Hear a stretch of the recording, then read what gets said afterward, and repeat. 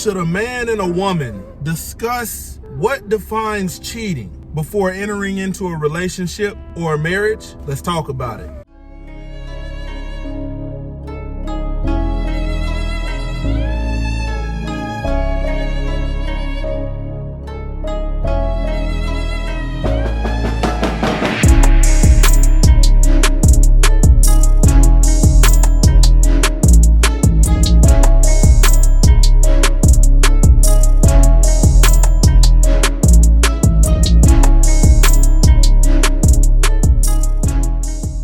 Glory to the Most High Yah, Shalom. Thank you for tuning in to another Righteous Spirit-filled episode.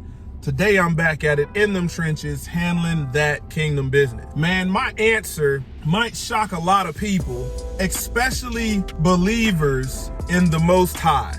You know, my answer is gonna be a little bit unorthodox to the culture, to the world, but if you stick around, you'll understand why. Before I tell you my shocking answer, make sure you smash that like button. Doesn't cost you a thing. Make sure you subscribe to the channel if you're interested.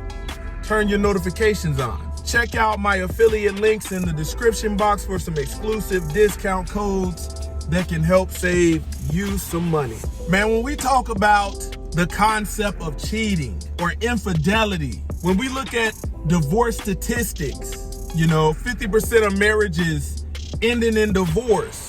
Infidelity on some studies is number 2 reason for divorce, cheating. That leaves me with the question that I asked you. Does a man and a woman need to discuss what is defined as cheating prior to getting into a relationship or a marriage? My answer to that question is no. Couples do not need to define what is cheating.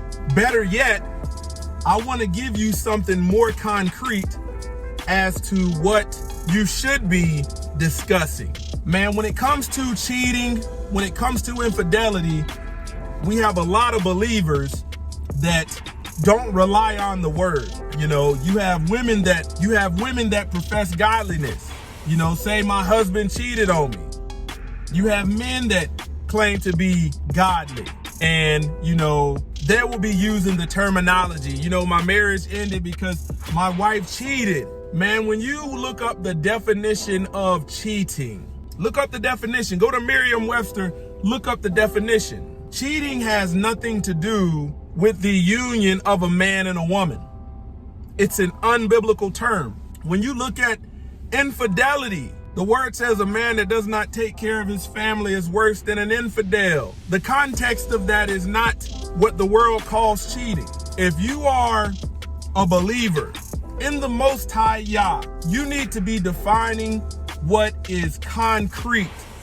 And what's concrete? Adultery. Don't make the mistake as a believer of trying to define adultery off of the letters that Paul wrote.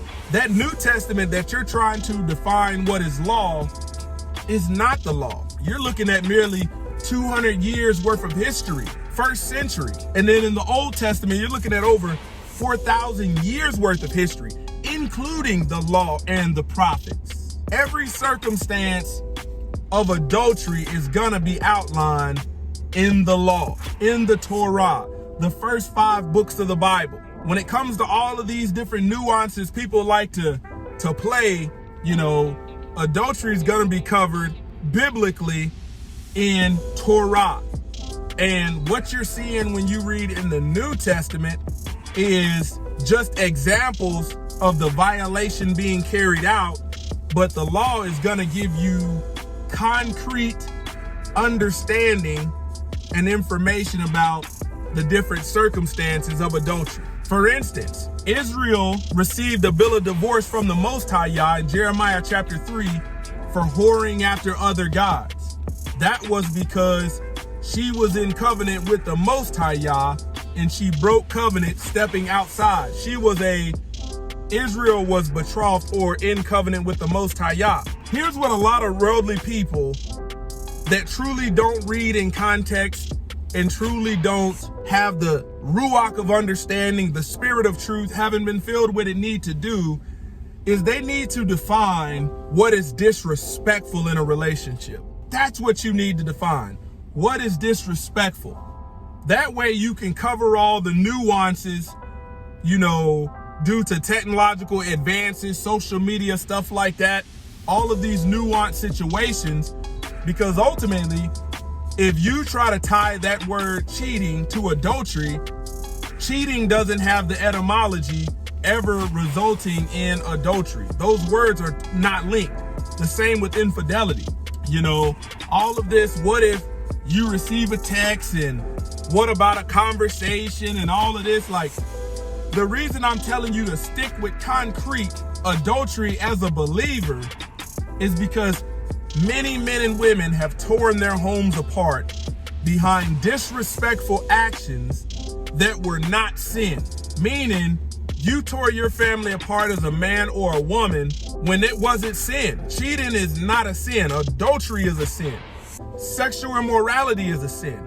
Fornication is a sin. Covetousness is a sin. Idolatry is a sin. Not keeping your word is a sin. Cheating is not in the repertoire of anything outlined biblically far as the breaking off or the abrupt breaking off of a man and woman in a relationship. I do recommend you have those hard conversations so everybody is on the same mind.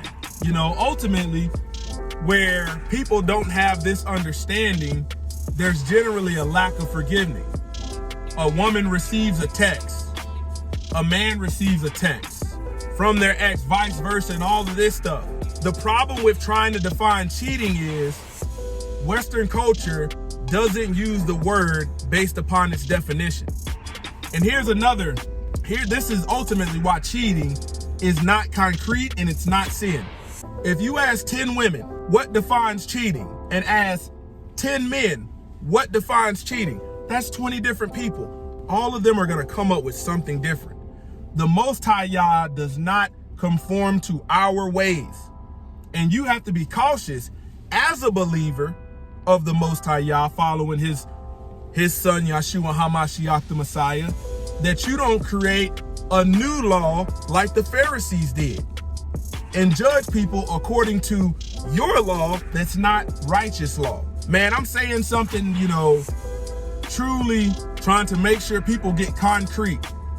And instead of going overboard when certain things happen that are not outlined as sin, oftentimes what needs to happen is that conversation needs to be had, boundaries need to be set, and forgiveness needs to take place, because you probably never had that conversation in the beginning. But don't sit up and discuss if cheating happens, I'm leaving, I'm taking a key, I'm doing all it. Because at the end of the day, you will have women and men holding each other accountable for stuff, and you will make it seem like people are evil. You will make it seem like people are evil when at Judgment Day, as long as they have walked in truth of the Most High Yah, not truth as you define it, they will have access to the kingdom.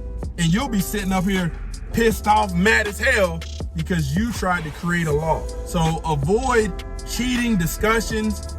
Stick to what is concrete adultery. Have the conversations about what is disrespect, perceived disrespect. Somebody that you used to talk to sends you a text message.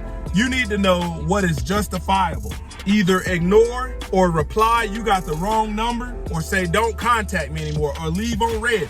That needs to be taught out, because we're in a different day, time, and hour. Biblical rules still apply, still gonna be judged by biblical rules, statutes, precepts, laws, ordinances, commandments. But some of this stuff that tears homes today is simple disrespect. And it can be forgiven just as simple as somebody saying something crazy to you and it's perceived disrespect. Man, you don't know how many families, how many men and women relationship could have survived if they had the right conversation. Closer to Yah Ministries, kicking that thing gun barrel straight.